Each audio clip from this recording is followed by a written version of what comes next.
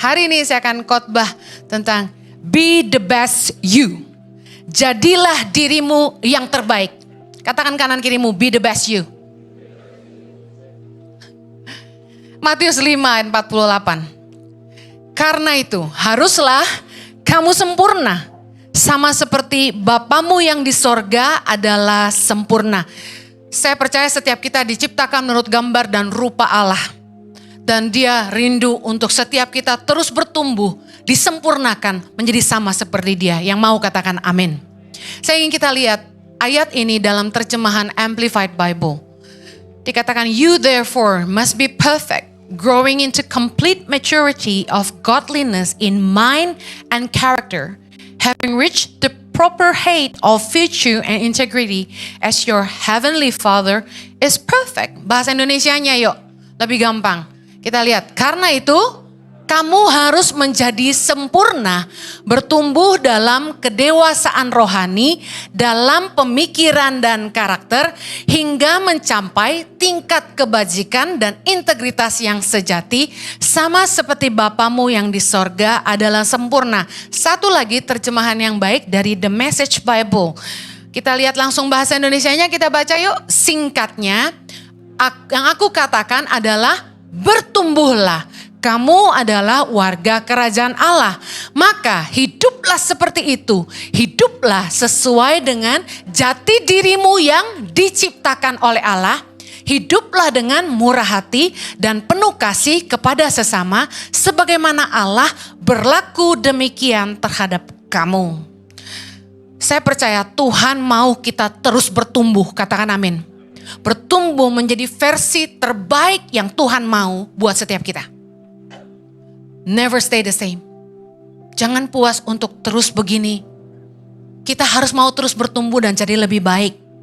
Percayalah bahwa ada benih potensi terbaik yang Tuhan tanam dalam hidup setiap kita.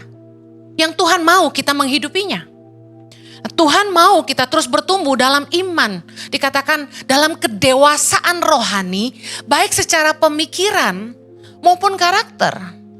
Makanya yang ikut Tuhan udah puluhan tahun, jangan masih duniawi. Jangan masih kanak-kanak. Yang sudah dewasa rohani, udah jadi Kristen puluhan tahun, jangan masih suka gosip. Jangan masih suka dosa. Jangan masih suka hidup dalam kesia-siaan. Menjadi dewasa secara rohani, baik dalam pemikiran dan karakter. Dan dikatakan kita bertumbuh dalam kasih, dalam kemurahan hati. Let's be the best that we can be. Jadilah versi terbaik dari diri kita masing-masing. Amen. Tuhan mau membentuk kita menjadi semakin indah, semakin disempurnakan seperti yang Dia mau. Nah, kita mau belajar sama-sama gimana sih cara Tuhan tuh membentuk kita. Pembentukan Tuhan macam-macam, tapi yang pasti untuk bikin kita makin indah. Katakan amin. Tuhan membentuk kita yang pertama lewat gesekan dengan sesama. Amsal 27 ayat 17 berkata, besi menajamkan besi, orang menajamkan sesamanya. Pertemanan tidak selalu menyenangkan. Hubungan-hubungan yang kita miliki di hidup kita, ada gesekan-gesekan, ada konflik dalam hubungan yang tidak mungkin terelakkan. Tapi kalau kita tuh dewasa, kalau kita itu bisa bersikap dengan benar, meresponi dengan benar, gesekan dengan sesama itu bisa membuat kita menjadi pribadi yang lebih baik. Bisa membuat kita belajar merespon dengan benar. Saya pernah cerita di khotbah yang lain, sebagai orang yang introvert, teman saya tuh tidak banyak. Ada yang ngatain gini, lu kalau kayak begini terus, lu gak banyak temen lu Hen. Memang gue lebih sukanya begitu. Saya suka small circle. Saya bisa say hi to everyone, tapi only few people can know me well.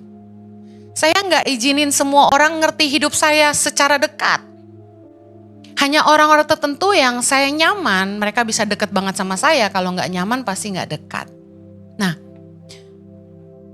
saya ingin kasih contoh bagaimana saya bertumbuh sebagai orang introvert. Orang introvert itu, kalau dalam hubungan pertemanan, dia selek atau konflik, biasanya cenderung menjauh, bangun tembok, menutup diri, ya kan?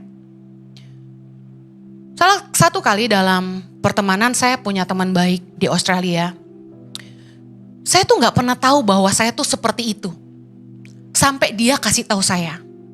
Dia bilang, Hen, lu sadar gak sih dulu kita tuh deket banget. Tapi satu kali kita konflik. Terus kamu tuh menjauh dari aku, dia bilang. Kamu langsung bangun tembok dan kamu menjauh, dia bilang. Saya kayak langsung, hah? Oh gue gitu ya? Gue kirain lu yang menjauh dari gue, gitu. Ini gak sadar.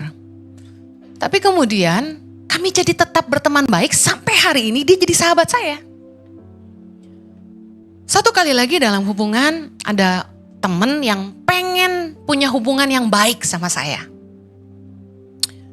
Tapi satu kali sekali lagi kita konflik. Karena konflik tidak terelakkan, betul? Namanya sifat orang beda-beda, benar gak? Kita suka disalah mengerti, kita ngomong apa dia tersinggung, biasalah ya kan. Kita kasih masukan dia gak bisa terima, galak banget. Nah, tapi ketika konflik itu, seperti biasa, saya langsung menjauh. Langsung rasanya tuh gue gak mau ketemu dia lagi.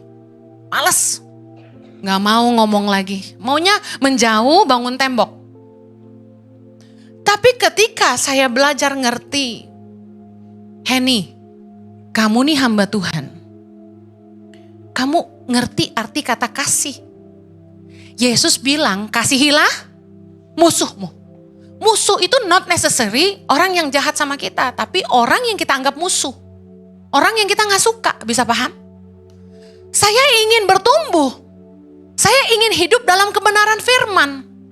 Sakit banget kalau sama-sama teman-teman yang menajamkan, namanya besi menajamkan besi, sakit gak kira-kira?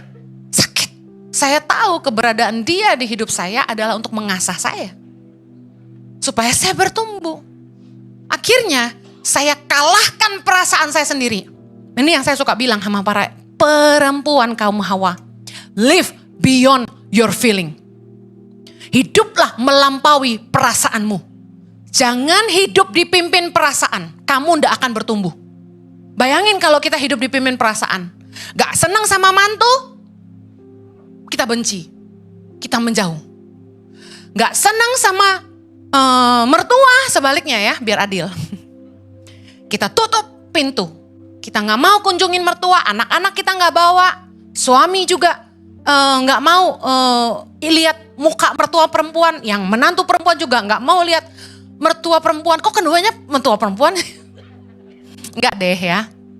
Nah, tapi kalau kita ngerti firman Tuhan, kita harus bertumbuh. Mengasihi musuh. Orang-orang yang nyakitin kita, not necessarily harus kita buang dari hidup kita. Tapi mungkin Tuhan izinkan kita harus menang di situ. Katakan saya harus menang. Saya harus bertumbuh. Bertumbuh dalam apa? Bertumbuh dalam kasih. Yesus bilang kalau kamu baik sama orang yang baik sama kamu, apa jasa kamu? Jadi Anda harus mau bertumbuh. Live beyond your feeling. Kalau enggak, seluruh dunia jadi musuh Anda. Jangan buang mertuamu, menangkan hatinya. Amen. Yay. Sebagai menantu yang pernah memenangkan hati mertuanya, saya berkata, saya menang. Amen. Jangan benci. Saya selalu ingetin saya, itu orang tua suami saya. Saya gak mungkin suruh Jojo benci orang tuanya. Hanya karena saya merasa gak suka, gak bisa gitu. Sebaliknya mertua saya gak bisa buang saya hanya karena dia gak suka saya. Mungkin bisa aja dia perintah anaknya, ceraiin tuh si Henny. Tapi beruntung saya punya suami yang cinta sama saya. Cinta setengah mati dan hidup. Ya apa enggak?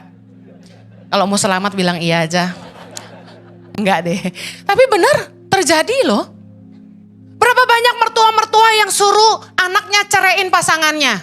Jangan angkat tangan. Bertobatlah. Saya sama Jojo sudah lewatin semua itu. Dan kami menang. Dia sayang orang tua saya sayang orang tua dia. Malah saya lebih sayang orang tua dia daripada dia. Saya lebih ingat mereka. Coba tanya mama mertua saya. Gesekan dengan sesama membuat kita lebih baik, membuat kita bertumbuh. Membuat kita jadi lebih mawas diri. Waktu saya negur teman saya dan dia gak bisa terima. Wow, dia marah tuh kayak bom Nagasaki Hiroshima. Wah, boom. Tapi dari situ saya jadi belajar. Henny, lain kali kalau ngomong hati-hati. Gak semua orang bisa dikasih tahu. Kita gak bisa bangun sebuah ekspektasi, kita yang nentuin orang harus bereaksi seperti apa, gak bisa. Kita gak bisa kecewa dan bilang gini, harusnya kamu bereaksi rendah hati dong. Harusnya kamu terima masukan aku dong. Jangan pernah maksa opini kamu buat orang lain. Biarkan orang lain bertumbuh dan merespon dengan cara mereka, sampai mereka belajar sendiri. Banyak hal di hati saya yang sebenarnya saya pengen tegur orang A ini, B ini, karena saya tahu hal-hal yang tidak baik yang mereka lakukan. Mereka cari kepentingan, mereka cari keuntungan di atas pelayanan. Tapi saya diam. Kenapa? Karena saya tahu kalau saya ngomong ini, dia pasti sakit hati. Dan biar Roh Kudus yang bekerja dalam hidup dia. Banyak orang yang bikin salah sama kami, tidak semua kami panggil dan kasih tahu gini, kamu jelek-jelekin pemimpin ya di luar ya, ngomong apa kamu? Enggak, kita biarin aja, meskipun kita tahu. Dan saya mengandalkan Tuhan untuk bekerja dalam hati nurani mereka, amen. Kita gak bisa set ekspektasi kita untuk orang lain ngikutin yang kita mau, tapi kita harus bertumbuh, katakan amin. Bertumbuh, ngampuni orang yang tadinya sulit ngampuni, bertumbuh yuk mengampuni. Mari belajar untuk merespon dengan benar ketika kita ada gesekan sama sesama. Mungkin itu untuk kita, supaya kita introspeksi diri, supaya kita belajar sekali lagi rendah hati, supaya kita belajar dari kesalahan, bukan saling cari kesalahan. Yuk belajar dari kesalahan, bukannya saling menyalahkan. Amsal 28 ayat 23, kita baca yuk. 3:21, siapa menegur orang akan kemudian lebih disayangi daripada orang yang menjilat. Tentu kita lebih senang berteman sama orang yang baik sama kita, yang suka muji kita, yang cari muka sama kita. Bener apa enggak? Bos-bos biasa lebih baik sama karyawan yang suka cari muka, suka ngejilat, bener enggak?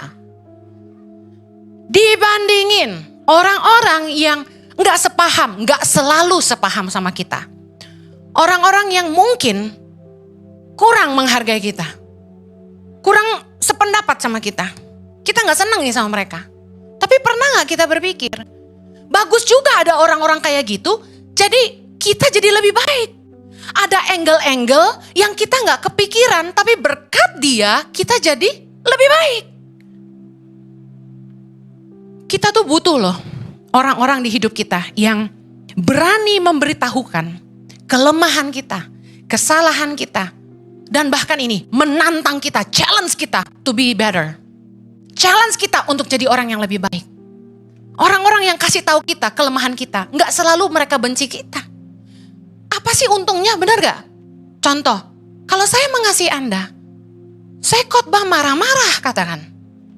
Itu demi kebaikan Anda, supaya Anda tidak binasa, nggak hidup dalam dosa. Emang dikira enak jadi pendeta yang dibilang suka marah-marah? Gelar itu gak menyenangkan, you know. Pernah saya ketemu sama anak kecil. Papa mamanya tuh suka dengerin khotbah saya di YouTube. Begitu ketemu dia bilang gini, anti marah-marah. Gue sampai ketawa. No, aku bilang anti baik hati, not marah-marah. Dia bilang no, anti marah-marah. Saya kasih tahu, kita tuh lebih senang dipuji, bener gak? Keren banget lu hari ini. Coba ada temen yang bilang gini, kok lu makin gemuk sih? Kok lu makin subur sih? Sewot banget tau gak dia digituin? Pengalaman. Udah gak pernah ketemu, sekalinya ketemu main fisik. Paham kan? Makin subur loh. Saya marah banget digituin. Tersinggung saya. Ya kan kita bilang langsung, gak ngasih makan gua lu, ikut ngomong lu. Gitu kan? Padahal bukankah kita perlu cermin untuk melihat apakah kita lebih baik? Masalahnya mata kita suka menipu kita. Kita lihat cermin kayaknya langsing gitu. Ternyata langsung aslinya. Come on. Ada nggak orang-orang di hidupmu yang berani kasih tahu kamu apa yang Anda perlu dengar, bukan hanya apa yang Anda mau dengar. Anda perlu orang-orang di hidup Anda yang berani bicara apa yang Anda perlu dengar, bukan apa yang Anda mau dengar. Biasa teman-teman yang kayak gini nih kita bilang, negatif loh. Gak membangun loh. Maybe ada orang yang gak membangun dan ngomongannya selalu negatif. Tapi ada omongan orang yang kita perlu dengar. Saya sangat menghargai ketika ada leader ICI yang kasih tahu saya, Bu Heni, ada kejadian kayak gini. Jujur, di dalam pemikiran kami, masa sih Pak Jojo sama Bu Heni seperti itu? Dan sampaikan ke saya. Saya angkat jempol 4. Memang cuma punya 4. Kenapa? Dia berani ngomong di depan saya. Nggak cari muka. Daripada yang ngomongin di belakang udah gitu ember. Amen. Amsal 27 ayat 5 dan 6. Kita baca sama-sama. 3, 2, 1. Lebih baik teguran yang nyata-nyata daripada kasih yang tersembunyi. Seorang kawan memukul dengan maksud baik, tetapi seorang lawan mencium secara berlimpah-limpah. Ada orang-orang yang kayaknya baik-baikin kita, cium-cium, jilat-jilat kita, tapi hatinya gak tulus. Orang yang benar-benar sayang sama kita berani kasih tahu, lu salah. Lu gak boleh ngomong gitu sama istri lu gak boleh ngomong gitu sama suami lu. Lu harus sopan, jangan kurang ajar, berani. Ya dong? Saya gak pernah pandang bulu, mau miskin mau kaya. Kalau saya tegur, saya tegur. Kalau Anda ngerti dikasihi harusnya jangan marah. Amen. Saya kasih tahu waktu kita negur orang, untungnya apa buat kita? Kita semua maunya dicintai, gak ada yang mau dibenci, betul? Tapi kalau orang sampai berani kasih tahu Anda kelemahan Anda harus percaya dia mengasihi Anda. Coba ditanya untungnya apa gue kasih tahu lu. Saya jujur dalam pernikahan menghindari konflik. Males berantem, males banget. Tapi karena saya pengen suami saya tetap rendah hati, tetap jadi pemimpin yang baik, saya harus selalu ingatkan. Kita gak perlu bertengkar, kita kasih tahu baik-baik. Waktu yang tepat, di tempat yang tepat. Jangan permalukan pasanganmu di depan orang banyak. Jangan banding-bandingin pasanganmu sama orang lain. Karena kamu nikah sama dia, bukan sama dia. Bisa paham maksud saya? Yuk, tegur mereka demi kebaikan dan kita juga harus rendah hati, terima masukan. Kalau kita mau sempurna, bertumbuh dewasa dalam rohani, dalam pemikiran, karakter, dan kasih. Yang kedua, Tuhan membentuk kita lewat didikan dari mentor, pemimpin, orang tua. Nah, kecenderungan orang lebih seneng itu dipimpin sama bos, pemimpin yang royal, dermawan, murah hati, suka bagi-bagi duit, suka ajak seneng-seneng. Pertanyaan saya, apakah pemimpin atau mentor Anda itu mendidik Anda untuk sesuatu hal yang baik? Apakah kebaikannya tulus? Karena banyak bos-bos yang menyesatkan bawahannya. Mereka diajak senang-senang dengan kekayaan yang diperoleh dengan cara yang tidak halal. Kenapa mereka bawa anak buahnya? Supaya jangan kasih tahu istrinya. Supaya kalau sampai dia lapor istrimu, kamu laporin istrinya gitu. Jadi supaya semua tutup mulut, semua ditraktir. Kecenderungan laki-laki yang nakal itu drugs, doll, apa lagi? Doll, ngerti gak doll? Perempuan, udah pasti. Gambling, drugs. Saya kasih tahu, jangan senang. Satu kali saya ngelayanin satu komunitas. Anak buahnya tuh Kristen semua, pelayan Tuhan dari berbagai gereja. Tapi Tapi bosnya seneng banget bawa mereka pergi ke nightclub, booking hotel, makan-makan,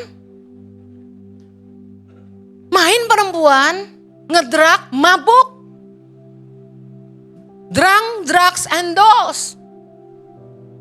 Mereka seneng. Siapa sih laki-laki yang gak seneng? Udah gratis, asik lagi. Semua main perempuan, semua ngedrug, semua mabuk, dan semua tutup mulut. Supaya istrinya gak tahu.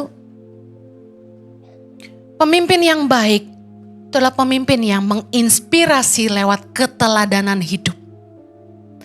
Pemimpin yang mensupport, mendukung, membangun, dan sekali lagi men-challenge kita untuk jadi pribadi yang lebih baik dan menghidupi panggilan Tuhan dalam hidup kita. Amin. Kita tuh butuh pemimpin yang berani tegur kita kalau kita salah. Bukan cuma pemimpin yang mau baik-baikin kita supaya kita setia, no. Kita butuh pemimpin yang berani tegur kita, kasih tahu kita. Pemimpin yang menarik kapasitas kita supaya kita mengeluarkan potensi kita yang terbaik. Mungkin punya bos kayak gini gak enak, bener gak? Udah suka ngemarahin, negur keras, udah gitu narik kapasitas artinya apa? Dia selalu gak puas sama hasil kerja kita. Dia bilang ini gak cukup bagus, it's not good enough, do it again. Target kamu dinaikin terus. Anda semakin ter-challenge untuk berpikir lebih keras, bikin karya yang lebih bagus. Saat itu Anda sakit, tapi Tuhan pakai dia untuk memperbesar kapasitasmu dan mengeluarkan potensi terbaik dari dirimu. Kita butuh pemimpin yang bikin kita tuh gak malas berpikir. Orang yang senang berpikir, senang bekerja, itu gak akan cepet Alzheimer. Makanya jangan malas, jangan nonton sinetron terus, nangis terus, nanti matamu rusak loh. Udah tahu belum ibu-ibu yang nonton sinetron sampai gak tidur sampai pagi, akhirnya retinanya lepas. Jangan, sayangi dirimu. Diajarin sama Bu Heni, hidup harus melampaui perasaan. Ini jadi melankolik abis gara-gara nonton film sedih terus. Ngapain? Jangan nonton yang gak membangun. Kalau hiburan sekali-sekali bolehlah. Sampai Anda terikat lalu gayamu mulai kayak artis Korea, ada yang salah. Anda lihat suamimu dengan tatapan, kenapa lu gak seganteng si Jung Yun itu? Iya kan? Aku gak tahu nama artis Korea soalnya gak nonton juga. Orang kalau ke Korea saya lihat tuh fotonya sampai depan rumah orang, depan pagar orang, depan gang orang. Saya bilang ini apa sih? Itu yang di film itu. Ya ampun, kalau gua mah ke Korea kuliner, shopping, spend time sama anak-anak, enjoy alam. Ini malah foto karena dari video gitu. Hebat sih mereka. Saya kasih tahu diri juga loh udah tua-tua. Jangan tiktokan kayak anak. Apa sih? Kok ngisin-ngisin awake dhewe? Saya ada satu jemaat ibu-ibu selalu pakai tongsis. Dia rekam video dan paksa saya. Ayo Bu Heni ikutin saya. Enggak mau aku. Aku bilang, aduh Bu, maaf ya Bu, saya gak pernah tiktokan, please don't. Idon sama Marlon bawa tur ke Israel, mereka tiktokan. Apa enggak, gue gak ikut. Mempermalukan diri sendiri. Yuk, cari pemimpin tuh yang narik kapasitasmu, bikin kamu berpikir lebih kreatif. Bikin kamu gak malas mikir. Pemimpin yang gak pernah mengarahkan. Kamu kerja tuh tiap hari gini. Gue mau ngapain hari ini? Bingung saya gitu. Kita untuk terus bertumbuh. Penting banget dipimpin sama orang yang konsisten. Mengarahkan kita. Supaya kita terus jadi versi kita yang terbaik. Seperti yang Tuhan mau. Anda harus belajar dari Yesus. Yesus itu sebagai pemimpin. Enggak cuma mengajar. Enggak cuma bikin mujizat. Yesus itu kerap kali menegur murid-muridnya dengan sangat keras. Saya cuma baca beberapa contoh, waktu tidak cukup. Matius 16. Waktu Yesus kasih tahu murid-muridnya tentang penderitaan yang akan dia tanggung, Petrus sok heroik narik Yesus dan bilang gini, Tuhan, kiranya Allah menjauhkan hal itu. Sekali-kali tak akan menimpa engkau. Kelihatannya bagus gak? Keren gak murid kayak begini? Bela guru gak? Lihat apa yang Yesus katakan. Baca yuk ayat 23. Maka Yesus berpaling dan berkata kepada Petrus, "Enyahlah iblis, engkau suatu batu sandungan bagiku. Sebab engkau bukan memikirkan apa yang dipikirkan Allah, melainkan apa yang dipikirkan manusia." Keras gak Yesus kalau negur? Ada di sini leaders ICI yang pernah saya panggil iblis? Ada? Kuntilanak? Belum. Bayangin, saya belum segitu aja udah dibilang galak. Ibu pendeta marah-marah. Anda bilang Yesus itu lemah lembut dan penuh kasih. Ibu Heni juga gak boleh marah-marah. Nih, saya belum kayak Yesus loh panggil iblis. Amin. Pembelaan. Markus 10. Ayat 13. Lalu orang membawa anak-anak kecil kepada Yesus supaya ia menjamah mereka. Akan tetapi murid-muridnya memarahi orang-orang itu. Ayat 14 kita baca. Ketika Yesus melihat hal itu, ia marah dan berkata kepada mereka, "Biarkan anak-anak itu datang kepadaku. Jangan menghalang-halangi mereka. Sebab orang-orang yang seperti itulah yang empunya kerajaan Allah." Loh, Yesus marah loh waktu anak-anak itu dihalangi datang sama dia. Menandakan Yesus cinta anak-anak. Amen. Nah, yang berikut lagi, Markus 8. Ayat 14. Kemudian ternyata murid-murid Yesus lupa membawa roti. Hanya sebuah saja yang ada pada mereka dalam perahu. Lalu Yesus memperingatkan mereka, katanya, "Berjaga-jagalah dan awaslah terhadap ragi orang Farisi dan ragi Herodes." Maka mereka berpikir-pikir dan seorang berkata kepada yang lain, "Oh, itu dikatakannya karena kita tidak mempunyai roti." Ayat 17 kita baca yuk. Dan ketika Yesus mengetahui apa yang mereka perbincangkan, ia berkata, "Mengapa kamu memperbincangkan soal tidak ada roti? Belum jugakah kamu faham dan mengerti? Telah degilkah hatimu? Kamu mempunyai mata, tidakkah kamu melihat? Dan kamu mempunyai telinga, tidakkah kamu mendengar? Tidakkah kamu ingat lagi pada waktu aku memecah-mecahkan 5 roti untuk 5.000 orang itu, berapa bakul penuh potongan-potongan roti yang kamu kumpulkan?" Jawab mereka, 12 bakul.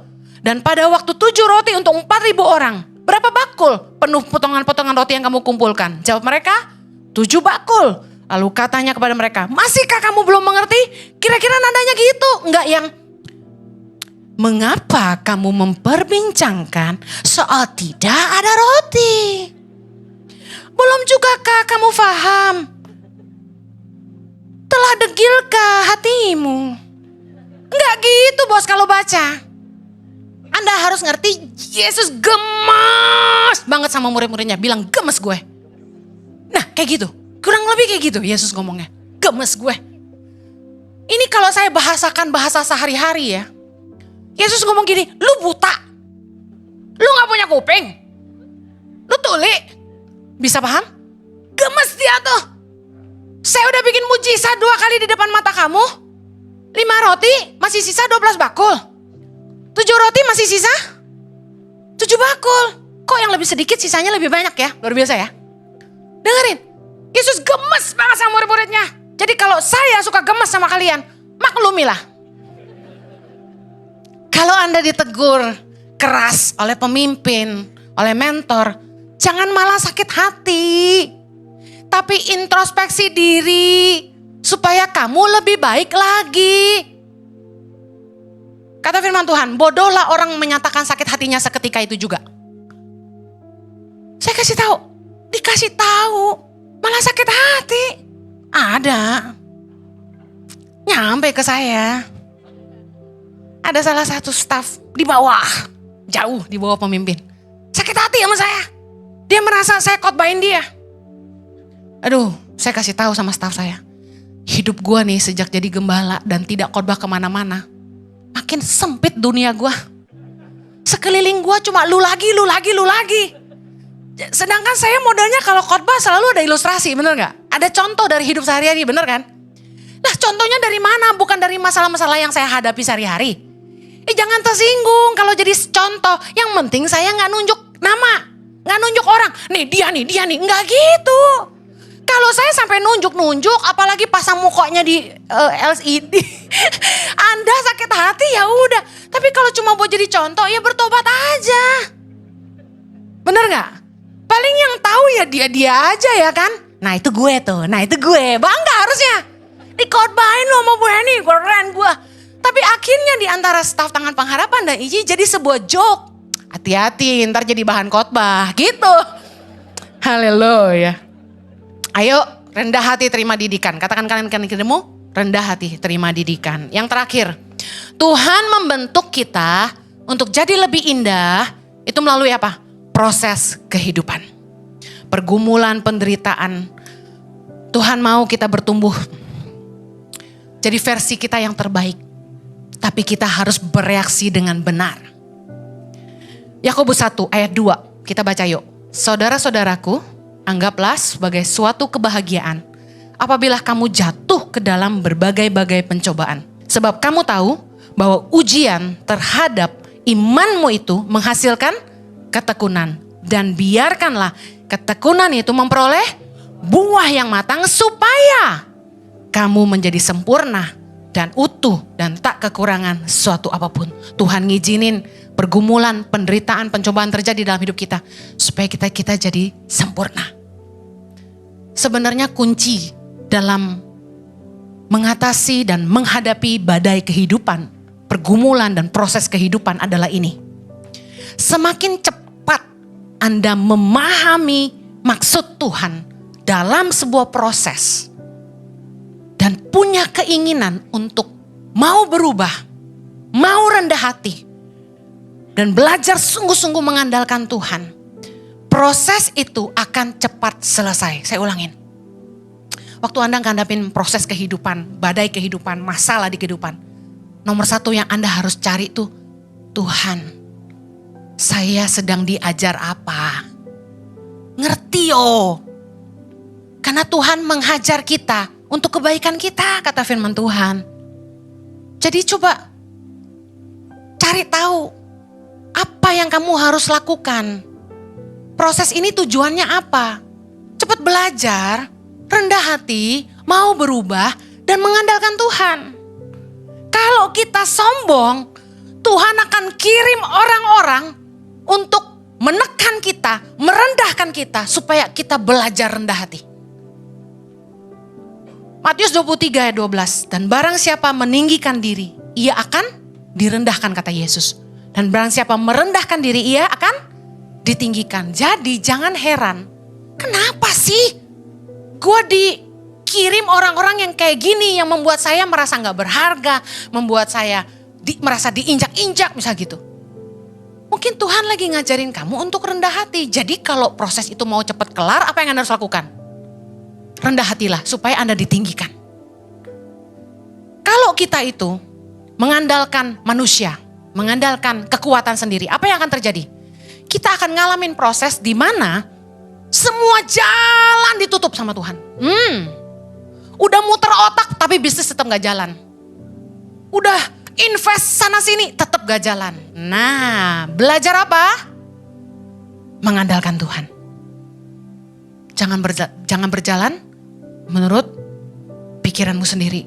Firman Tuhan berkata, Yeremia 17 berkata, diberkatilah orang yang mengandalkan Tuhan. Cepet andalin Tuhan. Tuhan minta hikmat. Aku ngandalin Tuhan. Udah gak ngandalin uang. Udah gak ngandalin orang Tuhan. Udah Tuhan aja yang tolong. Aku percaya mujizatmu gak pernah terlambat. Amin. Kalau Anda orang yang cinta uang, kalkulatormu selalu jalan.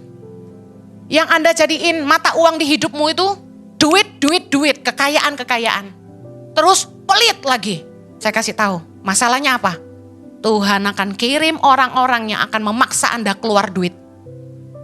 Ada aja masalah yang akhirnya dari kita pelit jadi keluar duit.